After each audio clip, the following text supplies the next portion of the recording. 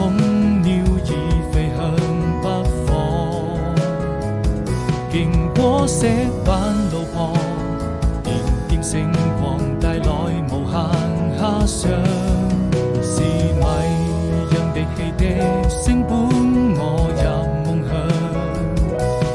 風沙在作響，輕輕哼唱着心中所想，快坐上那艘船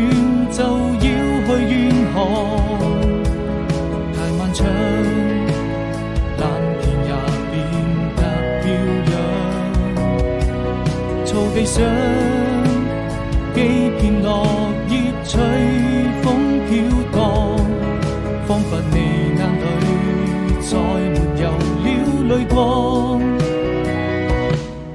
伸出一雙翅膀。